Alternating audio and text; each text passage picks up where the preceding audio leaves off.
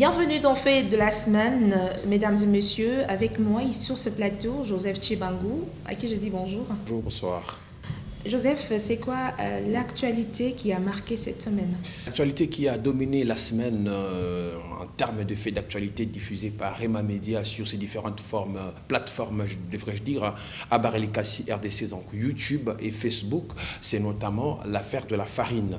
La farine Made in Okatanga qui a été d'abord déposée en quantité industrielle du côté des Mitoaba par Madame la ministre provinciale de l'économie, tourisme et transport, Lorraine Lusamba Kazadi. Voilà.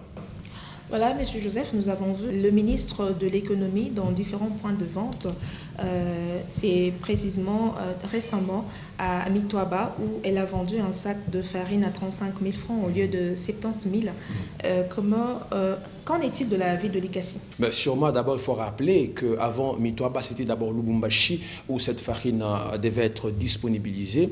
Je crois qu'il faudra se tenir aux 4 P du marketing. Comme vous le savez, le 4 P du marketing repose sur le produit, le prix,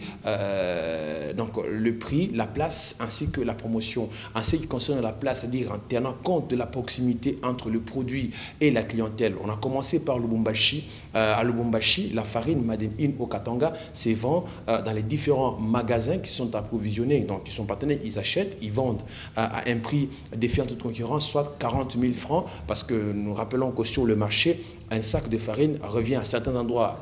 D'autres vendent ça à 55 000 francs. Pire encore, à d'autres coins de la province, c'est 79 000 francs, c'est 70 000 francs.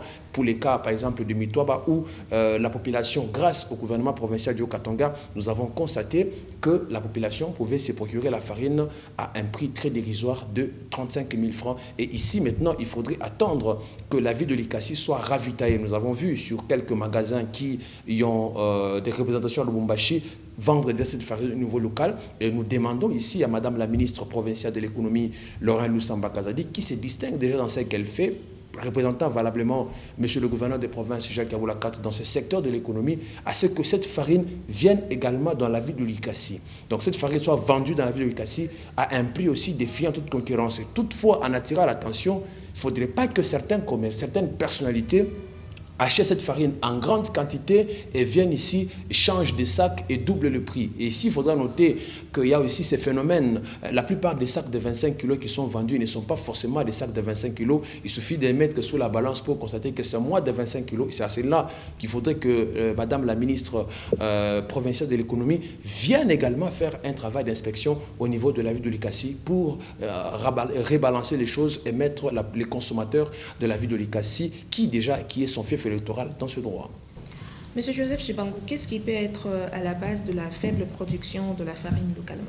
Localement, c'est vrai, beaucoup de gens, il faudra lire, plusieurs personnes disent que la farine ne se vend que sur Facebook ou sur Internet. Je peux dire c'est faux, ça c'est leur appréhension. Je peux rassurer en tant que jurant sur mon honneur, ma personnalité bien entendu, c'est que la farine est disponibilisée, mais le gouvernement provincial du Haut-Katanga, via le ministère de Mines, le ministère de l'économie, devrais-je dire, il va par palier. Donc on a desservi Lubumbashi, on a desservi le Haut-Katanga profond, et je crois probablement dans les jours qui suivent, ça va être la ville de Likassi d'être inondée par cette farine. Alors, les facteurs sont importants. D'abord, si vous avez déjà que le prix revient à 40 000 francs, il faudra tenir compte que c'est la dernière cargaison de maïs, je crois que peut-être vous en parlerez dans une de vos préoccupations, c'est-à-dire cette année, il y a eu un problème d'insuffisance des précipitations. La précipitation n'a pas été assez importante dans la région, dans plusieurs régions, donc ce qui fait que la difficulté en termes de production a posé. Et il y a aussi certains champs qui ont mal poussé, donc en termes des intrants agricoles. Il y a aussi c'est-à-dire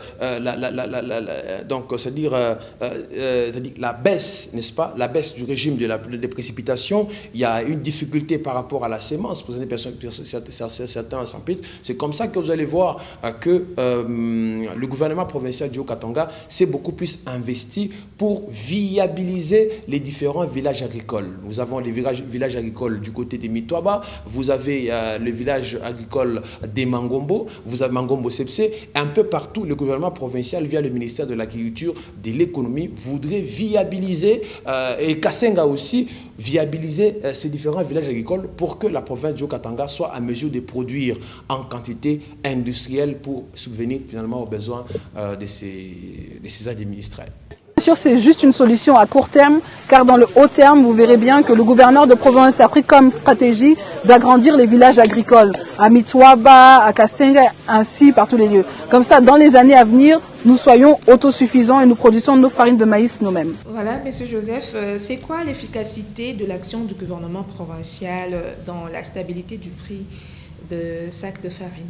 Alors, l'efficacité de l'action du gouvernement provincial du Haut-Katanga au regard des paramètres que je venais de présenter, c'est-à-dire une faible production en interne, c'est-à-dire que comme vous avez constaté dans l'élément que nous sommes en train de voir à l'illustration, c'est que le gouvernement provincial du Haut-Katanga dirigé par Jacques Yaboula Katoué s'est personnellement investi pour prendre de la farine à l'extérieur donc de l'Afrique du Sud. Donc ça ce n'est pas la première fois que le gouvernement provincial du Haut-Katanga, donc depuis Moïse Katumbi Chapwe, certains peuvent dire que non, voilà, comment est-ce que le gouvernement du Haut-Katanga va aller acheter de la farine du côté de l'Afrique du Sud. Depuis l'époque du gouverneur Moïse Katumbi, il est allé plusieurs fois prendre de la farine du côté de l'Afrique du Sud pour venir vendre à moins cher dans la province du Haut-Katanga. Donc ici, on est parti recourir à ce partenaire. Ce n'était pas gratuit. Il faudra tenir compte, c'est que cette farine qui vient, c'est-à-dire que c'est pour essayer d'équilibrer,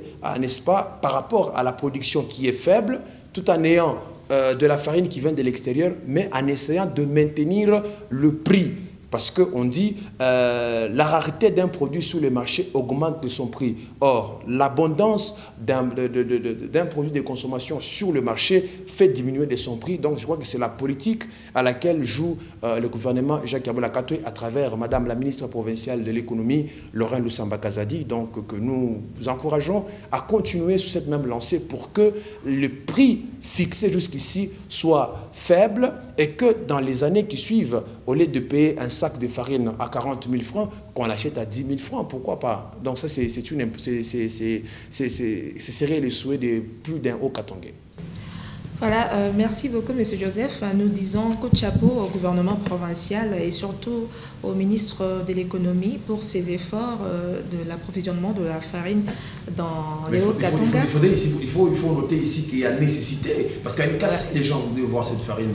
C'est ici qu'on veut demander au gouvernement provincial du Haut-Katanga, au nom de la population, parce que nous portons la voix de la population du Haut-Katanga, c'est qu'il faudrait, de la population aussi que nous suivent, il faudrait que la province apporte cette farine à l'Ikassi, d'une part, que la farine arrive dans les territoires de Kambov, que la farine arrive un peu partout, et cela de manière régulière, ordonnée, organisée. Parce qu'on n'aimerait pas que l'on assiste à des scènes que nous avions vues avant. Ici, il faut voir d'abord la qualité de la farine, le premium, Maden In Haut-Katanga Premium, mais la seule recommandation, on est là avant de quitter votre plateau, la dernière recommandation que moi je voudrais faire au gouvernement du Haut-Katanga, dirigé par Jacques Yaboula Katoué, c'est qu'il faudrait que la province du Haut-Katanga puisse avoir sa propre minoterie.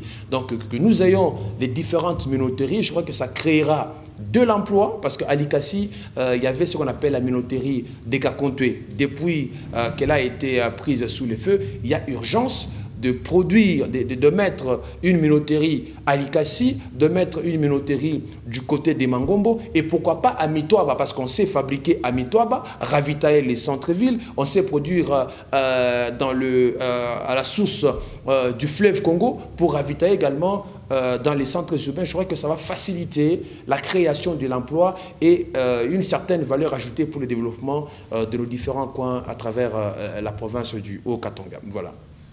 Ça sera tout pour ce fait de la semaine. Joseph, merci pour votre intervention. C'est moi qui vous remercie et vous souhaite un très bon week-end.